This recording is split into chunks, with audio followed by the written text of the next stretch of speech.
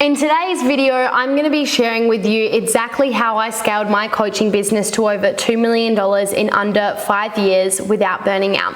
I started my business at absolute ground zero. I had no business experience, no idea what I was doing, no idea how to even sign a client, let alone anything beyond that. And I was also working 5 casual jobs when I first started my business, and the global pandemic hit right as I started as well. And I was also just 22 years old when I started. All of these circumstances combined, you would say usually is a recipe for disaster. A lot of people did not manage to grow their business during the global pandemic. A lot of people, start their businesses when they're much older and wiser and smarter and more experienced. And a lot of people, yes, are working a job on the side, typically, whether that's casual, part-time or full-time. That's, quite normal, but not everyone's working 60 plus hours a week across 5 different jobs, while doing that. And so I only share all of this with you right now just to give some context that truly it's not that I'm special or anything. Like, if anything, it shows you that I definitely, am not, but it's just that if there's a will, there's a way, and that if I can do that under those circumstances, then you absolutely can under yours. I've got a lot of clients that start their business when they've literally got 3 kids, they're working a full-time job as well. None of their circumstances are, perfect. I don't know anyone's circumstances who are perfect, but what I've found that's in common with those that actually succeed in business, because it is a small percentage of people, because only a small percentage of people are willing to do what it actually takes to grow, is that what is in common with them is simply that it's their mindset, it's their drive, it's their willingness, it's what they really, really want. And so today's episode is actually going to be about the mindset behind how I got to $2 million, starting from nothing. Because I could tell you about the strategies all day, every day, but if you don't have that mindset, it's not going to work. The strategies, I could give you an overview as well, but it's not really going to help you that much like it would if you were in my program or someone's program, actually giving you all of the tools, the strategies, the templates, the psychology, the explanation, the personalization, the feedback, and the support to get there. This is why people don't typically go to a successful business just reading a personal development book, It's like, it's through having that high touch personalized support that will get you there. But the mindset you can take from this, and you can adopt that, and that can get you a ripple effect quite quickly. So let's focus on that, because that is the needle mover here. So I hope that context of where I started truly helps. I had no business experience. I also forgot to mention I nearly failed school several times. I also finished school in another language because I was living overseas, where my mum is from in Denmark, whereas I live in Australia. And also I never went to university or college. So literally I had nothing, going for me in terms of being able to succeed. But I really, really, really wanted to help people. Psychology or being a therapist never resonated with me. Being a counselor also didn't feel right. But the moment I discovered coaching, everything just made sense. I started my business and literally have never looked back ever since. So I want to walk you through the 5 biggest things that really helped me scale to $2 million. And just for context, it took me a little bit under 4 years to make $1 million cash, and then the next million, was made, within the next year and a half of that. So you can see that the results are getting faster and faster and faster as I get better and better and better, which is super cool. So the first thing that I really believe contributed massively to me scaling to $2 million, and even just take into context where I first started, was that I decided from day one that this is what was going to work. I did not have excuses. Sure, I would have complained, hated marketing, hated sales, all of those things, which were true. But at the end of the day, I decided that this was going to work, and I never gave up. I had friends bully me online that obviously were not my friends. I had, certain family members, not support my dreams. I had people tell me not to do this. I, had all of these reasons why I shouldn't start, why I couldn't grow, and why I couldn't scale. And yet nothing stopped me in my tracks. I decided I was going to make it work. Just like I don't sit here and wake up every morning and say, should I go to the gym? It's like, my brain doesn't even go there. I don't even give myself the opportunity to ask myself if I'm going to the gym today. I've decided that I'm the type of person that goes to the gym every single day, no matter what. And so it's in my calendar at the same time every day, and I go every day, and it's just, there's no ifs and buts about it. I go and I book my classes every week for the whole week, right? So, deciding is such a huge part of scaling and growing your business. So before, implementing strategy or systems or content or anything else, it was simply like making that decision that I'm gonna do it. And there's a difference between deciding, which isn't really deciding, where you just sort of say you want something or you say you're gonna do it and you don't. A decision is truly when it's backed by an action. And so me deciding looked like me investing in a coach, and then investing in another coach and another coach and another coach and another coach, to continue to be supported no matter what was going on. It looked like me working 5 casual jobs so that I could actually afford to hire the support and the systems that I needed to be able to grow my business. It's that decision is absolutely everything, and I have not stopped and I will not stop ever. I'm obsessed and I love it, and that obsession is truly everything. So most people never get to where they want to be because they actually never make that decision. They talk, they say things, but a decision is only a decision when it's backed by congruent action, right? They dabble, they hope, they dip in and out, they're conditional. Like, I'll show up when, I'll do this when, I'll only do this if. That is not the mindset. That is not a true decision of going after your dreams and getting the result that you want. So I really want you to ask yourself right now, have you truly decided, or are you just hoping that it will work and you're like half in, half out? You've got excuse after excuse, or are you actually committed, determined, and have decided? Answer that very, very honestly. This might be triggering and uncomfortable, but I'd rather do that and actually help you, by the way.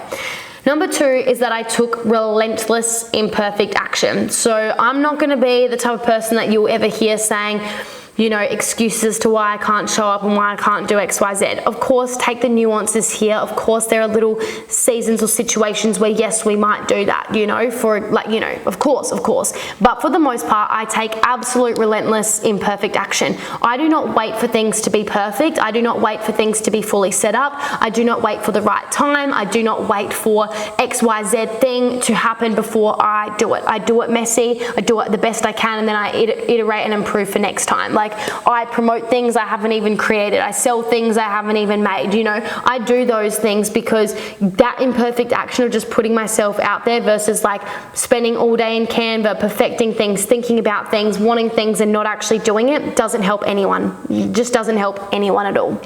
So took massive, relentless, imperfect action. Start before you're ready, always. Like, I love holding my clients to such a high standard. Like, they might say, oh, okay, I'll do that next week. It's like, what would it look like if you did it right now? What would that actually look like? Even starting my podcast, that's a big commitment. And I'm the type of person, more often than not, where if I say I'm going to do something, you best believe I'm going to do it, right? And so I said to myself when I first was considering starting a podcast, I said, what would it look like if this were easy? And for me, it was like, well, I would do one-take episodes. I wouldn't pause them and edit them, And so guess what? We don't edit our podcasts, This is not perfect. The setup's not perfect. Nothing about this is perfect, but done is better than perfect. You listening to this or watching this is better being out in your ears than me waiting till I have all of the gear, all of the setup, all of the support, all the things to do it. Now, I could get those things and do those things. It's not that I'm not in a position to do it, but it's also just like a capacity thing, a desire thing. And I'm like, I just rather get this out there than build all of this resistance to me recording it because there's just so much setup I need to do. Like, I just don't want to do that, actually. I don't want to drive to a studio. Yeah, it would look better, sound better, it could be delegated, but I don't want those added steps. I just want, when I feel pulled to record something, I just want to be able to whip out my camera and do it, So really important that you just kind of ask yourself, what would it look like if this were easy? What would need to happen for me to do it now? And so I want you to ask yourself, are you waiting for the perfect moment, or are you taking action that actually creates momentum? Number 3 is that I focused on solving one problem for one person. So a big mistake I see new coaches make in particular is trying to solve everything for everyone because they're multi-passionate. The truth is a lot of coaches are multi-passionate. It's why we become coaches. We love helping people. We're known to be, good at helping people and all these things. But just because we can doesn't mean we should, because if you're trying to help everyone with everything, you'll actually end up targeting no one and helping no one, because people don't look for generalists, they look for experts. If you've got a toothache, do you go to a general doctor? No, you go to to a dentist? If you've got heart problems, do you go to a general doctor or do you go to a cardiologist? Do you go to a cardiologist? You know, we want experts for things that matter to us. If your heart matters to you, you're going to go to an expert. If your teeth matter to you, you're going to go to an expert. You're not going to wing those things, you know, when it truly matters, right? And so when we present ourselves and articulate ourselves as an expert, that's where we're going to get the subscribers, the followers, the messages, and the sign-ups, right? If one video here I'm, you know, helping you to crochet, and the next video I'm helping you to scale a business, you probably won't trust me and know what you're actually opting in for or subscribing if it's just so hit and miss of whether it's actually for you or not. And so it's really important that you actually go all in on helping one type of person with one problem and you become an expert. So this YouTube channel is all about helping you scale to 30K months. That's all we talk about around here, and anything I'm talking about is stuff that's going to help you to actually do that. So that's that. One niche, one message. You even only need one offer, you know, and just make it the best of the best offer instead of having 5 different offers, for example. So, you know, simplicity is key to scaling. Simplicity scales, complexity fails. Remember that. So I want you to ask yourself, does your business have one clear problem and one clear person that you know that you're supporting? Or are you trying to be everything to everyone and therefore reaching no one? You let me know. Number 4 is that I built a scalable offer early. Now, I guess, you know, early is up to a bit of interpretation, but when I say early, I mean I moved into group coaching relatively quickly before I even had the skill set or the audience size to actually be able to grow a group program. But I, you know, wanted this so badly, and for whatever reason I decided to create a group program, and I just winged it. And you know, it was hard and I didn't know what I was doing, but it also forced me to learn the skill set really quickly, and it built from there. So building a scalable offer allowed me to scale faster. Like putting that off isn't going to be very helpful. So I built a group coaching program. I built a curriculum very slowly so that my clients, you know, had access to modules that they could learn in their own time, and they weren't fully dependent on me being available to answer them something every single moment. That's not a really good position to put yourself in, and that has really allowed me to scale. Like right now, I would have clients in my school community on my program that would be learning right now. Imagine if they could only learn if I wasn't doing this right now. That would be me limiting them from growing. So having different touch points of support is really, really important. So ask yourself, is your offer scalable, or is it dependent on more of your time in order for clients to get results and for you to grow your business? And number 5 is that I stayed insanely consistent even when it felt like nothing was working. If anything, this is probably one of the more important parts or points that I want to make, because I see a lot of coaches out there with conditions. They will show up when? They show up until XYZ goes wrong, and the moment things aren't going 100% to plan, they're not getting 10 out of 10 results, they're not, you know, getting the best email open rates, they cry, they complain, they get sad, they blame, they project, all of these things. Now, I've done all those things. I've cried. I cry as well. It's not invalidating from the lens of you can't or you shouldn't do that. It's more my point that a lot of people decide to stop showing up. They decide to blame. They decide to give up. They decide to quit when things aren't working. When the reality is there will be many, many periods in your business where it feels like things aren't working, and maybe things genuinely aren't working, and sometimes it actually just feels like nothing's working, but actually some things are working, and it's only a couple of things that aren't working.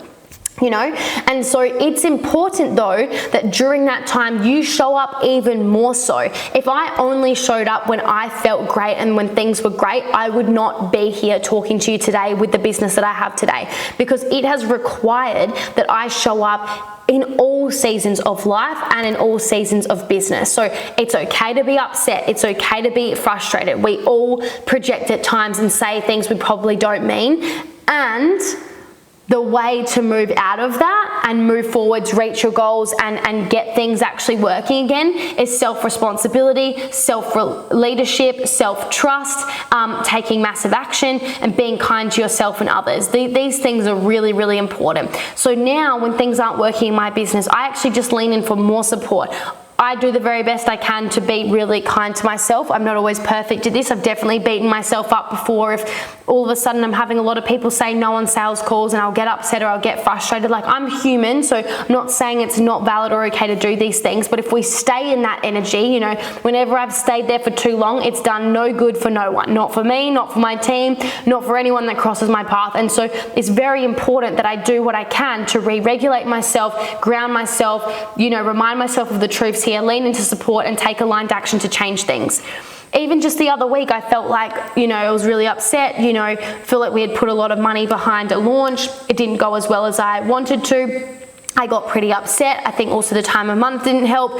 And, you know, yeah, I was really upset. But then guess what? A few days later, all of a sudden we started getting all these sales. What a waste of time that I, you know, jumped to conclusions and got upset when I actually just hadn't let the results even land. And this is stuff I remind my clients of, but that doesn't mean I'm not immune to this myself sometimes. But even though I was upset, I still leaned into support. I started going to more calls, getting more help and all these things. And I also then started tweaking things. So instead of catastrophizing and saying everything was wrong, once I regulated myself, I was like, I'm going to do a full business audit to prevent maybe this situation happening again, where, you know, we just make sure all of the emails are great. How could we make this page 1% better? How can we make this 10% better? So I've actually been doing a full business audit recently, and it's felt so good. I immediately started to feel better because instead of complaining, crying, giving up, quitting, I'm like, I go into solution mode after I've regulated myself and felt my feelings. And I'm like, cool. Well, how am I going to show the fuck up a lot better and do better? Well, instead of, you know, having average emails go out, what if I put in some more effort and made them better so we get a better response from them? What would it happen if I tweaked this, improved this, or this actually isn't up to standard? Oh, I haven't audited this in a while, you know? These are the things that you actually want to be looking at to see, are we actually at the standard of the results we say we want? So now I'm all energized and great again. One, results came in the end anyways, but two, we've just recently audited our entire business model, which is just absolutely fantastic. And I'm so excited about the upgrades we've made. And now I'm actually really excited for the next launch because I really believe the changes we've made are gonna have a really positive flow-on effect in our business. So that's that. So staying consistent, showing up, leaning in, being kind, taking responsibility, being a leader during times where it feels like nothing's working is incredibly, incredibly important. It's gonna separate you from those that succeed and those that don't. And like I said, I normalize the fact that sometimes I do catastrophize, sometimes I do get emotional. Sometimes I do blame myself or am really hard on myself, but then I catch myself and I get out of it. So it's not to say if you ever feel emotion, if you ever play the victim, if you ever do XYZ thing, you can't be successful. But if you truly catastrophize and jump to conclusions every single time and you actually stop, like I don't actually stop. I might slow down, take a step back, get really clear on things, but I've never actually given up. Whereas a lot of people do just because something's not working. They like stop talking to their coach, they start blaming, they stop showing up, they start doing half the things they were doing before.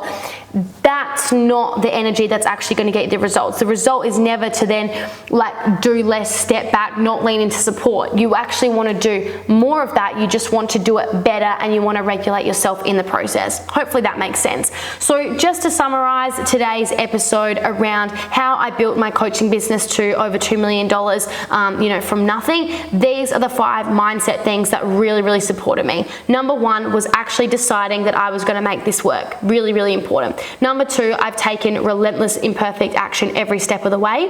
Number 3 is that I focused on solving one problem for one person, and that's really allowed me to scale. Number 4 is that I built a scalable offer early, which has allowed me to help more people with less time, which gives me more time to actually grow my business. And number 5 is I've stayed insanely consistent even when things weren't working. If you apply those 5 mindset things to growing your business, you will find that you grow much faster than those that don't have those 5 things in place. Hope you love this episode, and I will see you in the next one.